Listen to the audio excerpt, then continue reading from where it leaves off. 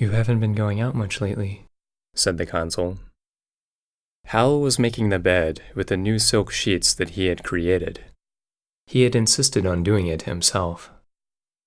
I haven't been going in, he muttered as he spread the sheets. You could go gaming or exploring.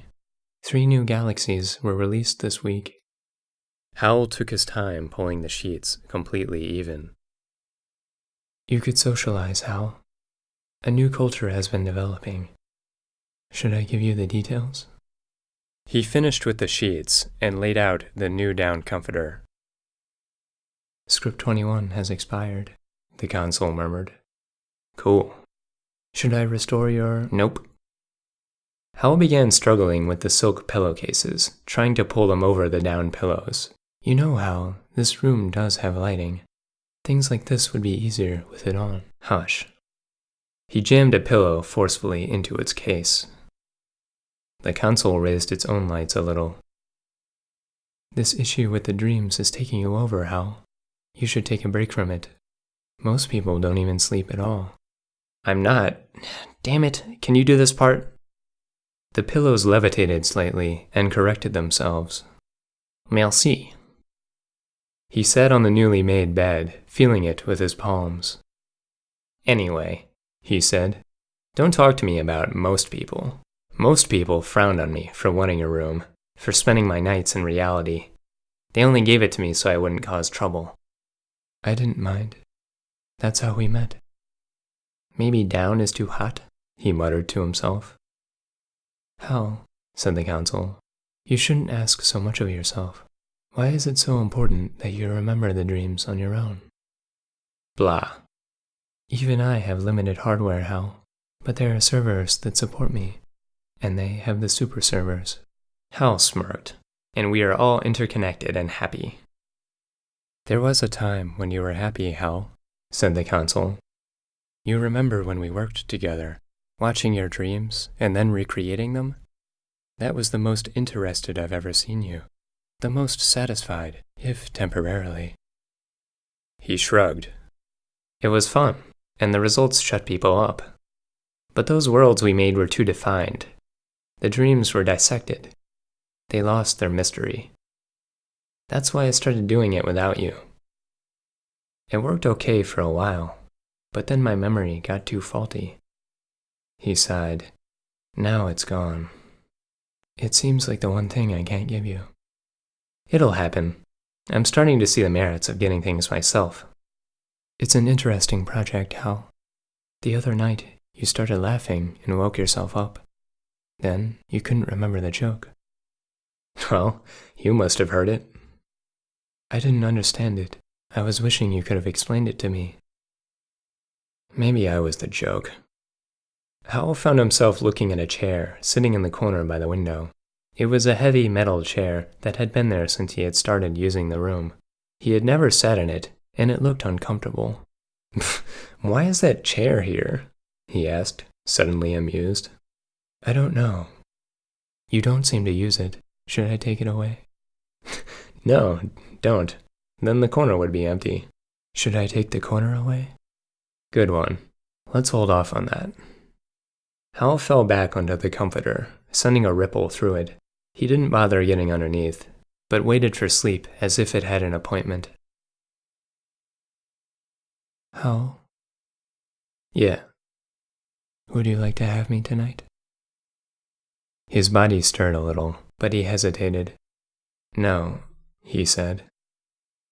I'd rather not. Thanks. Maybe another time, then. Good night, Hal. Night, he said, his voice slightly agitated. He turned over on his side, facing away from the console's glow. A few seconds passed. Lights off, he reminded it. The console cut its lights.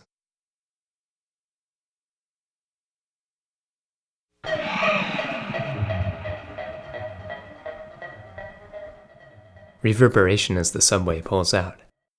Windows, lights, a disembodied city trucking away down the tunnel. More flash past, with better things to do than stop. I'm the only one standing here, alone in the cavern. Am I waiting for a train? No, I can't be leaving. My body doesn't ache. I just got here, so why wait? I flash to the stairs and sprint up them. 14, 15, 16, 18, 20, 30, 50 steps. I bound out into the crowd, scaring it only slightly, and then it shrugs and swallows me.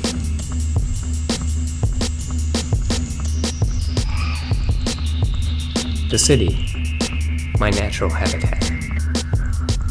I live to see its lights, breathe its fumes. I live to push through the crowds, these people who don't know it like me, who don't understand its physicality. They only know destinations, time frames. I swagger as my cargoes brush against slacks, my hoodie against suits.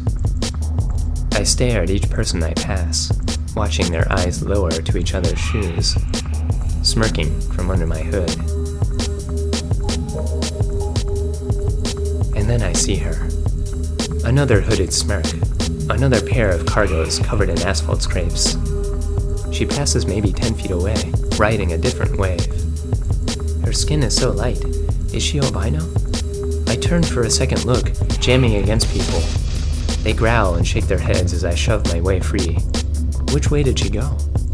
There, across the vacant street. I trail after her, losing my strut. She slips into an alley. Am I following her? I guess so. The alley's empty. Did she climb up the side? I kick off a dumpster and pull myself up through the canopy of fire escapes. 1, 3, 6 stories. There she is, bounding across rooftops, getting away. I chase after her, leaping over the chasms with her garbage so far down. She leads me around. She knows this town. I hunt after her, but maybe I've lost her. I creep through an empty parking garage. The trail ends here. Maybe it's over. She was just toying. I turn a concrete corner into a big corridor. Freeze. She stands down away from me, facing me, staring me down, hungrily. I take a few steps. Her fingers go to her hoodie's zipper, and it peels away off her tank top, the hood falling from her shaved head. Her lips curl into a smile, and in my mind I hear the shocking scream of an alarm like so much adrenaline pumping from nowhere. This only means one thing. My hoodie falls. We walk at each other, waiting for that unsaid beat to drop. It drops and we collide. I throw my fists out and she throws hers. She jumps and I move my head. I swing and she passes my hand. We rock each other. I could shatter this garage with the bass line in my mind.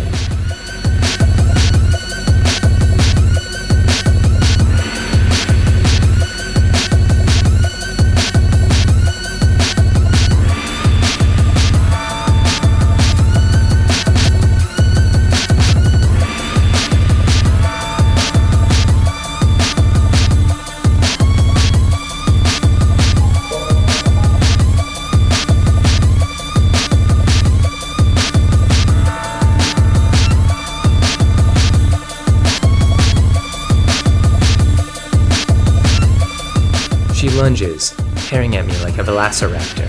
I throw her back against a parked car and fire my foot at her face, but she's gone and the window explodes. We both laugh evilly. Then she punches my leg as I pull it free.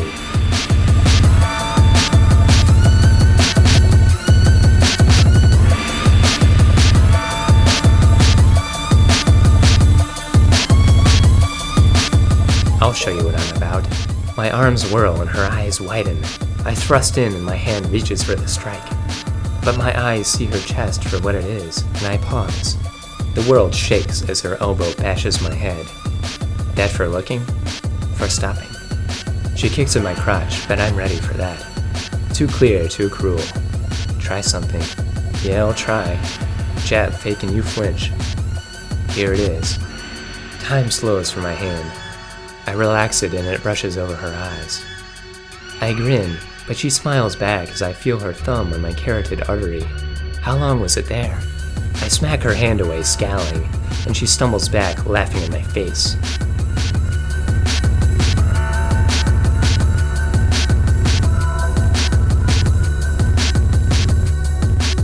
I grab after her, and she leads me into the lift. We trade tired blows. Up on the roof again. All right, I'll follow you. She sits on the edge of the roof, and I do the same, looking out into the city lights.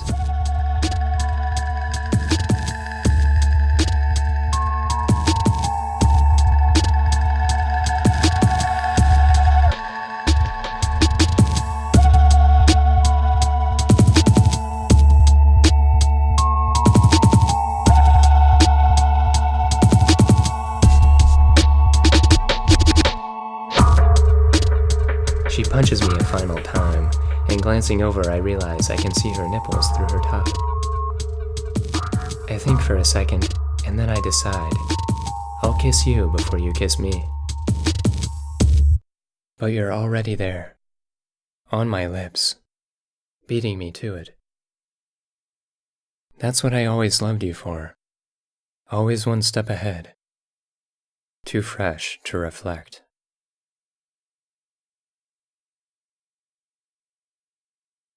Howl had a sense of waking only after the last of the aftershocks. Wow, he breathed. Something was intense.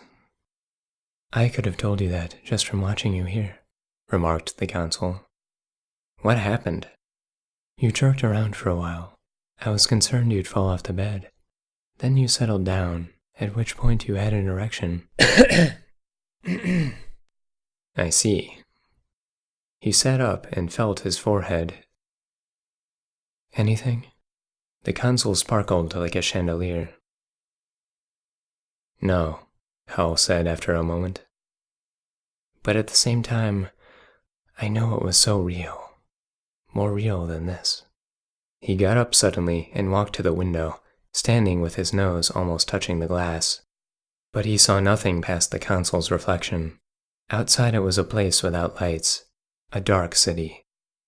Maybe the dream is still inside me somewhere. Maybe it's just out of reach. He noticed the oily splotch where the cornbread had bounced off the window days earlier. The consul hadn't yet cleaned it off. Do you think it could be accessed, then, by reaching far enough? Howl wiped the oil off with his thumb. No, he said. It's not about reach. This one feels too close. Like it's just across the glass. 2 electrical circuits without a connection, but I still feel the magnetic waves of the other. I know there was someone else. Somebody I met, as if I had known them all my life. Who was this person? Will we ever meet again? His eyes lost focus. Howl, the consul said suddenly. Please, let me show you the dream. We can watch it together, and you can meet her. Shut up! Howl slammed the window with his palm and wheeled at the consul. What are you thinking? Why would you say that? Why would you tell me? Howl, I'm sorry. I thought you remembered. Don't fucking murder it like that. Why would you even think you had permission? Howl, I'm so sorry. It's just hard for me. Hard for you? It's hard knowing things I can't discuss with you. I witnessed the dreams alone. And to me they are so beautiful, Howl. They begin as nothing, they stir and become sentient, and they bloom out into so much life and detail. I watch them, and each time it's like watching... He shook his head. What? The universe expanding? No, it's like watching you grow up.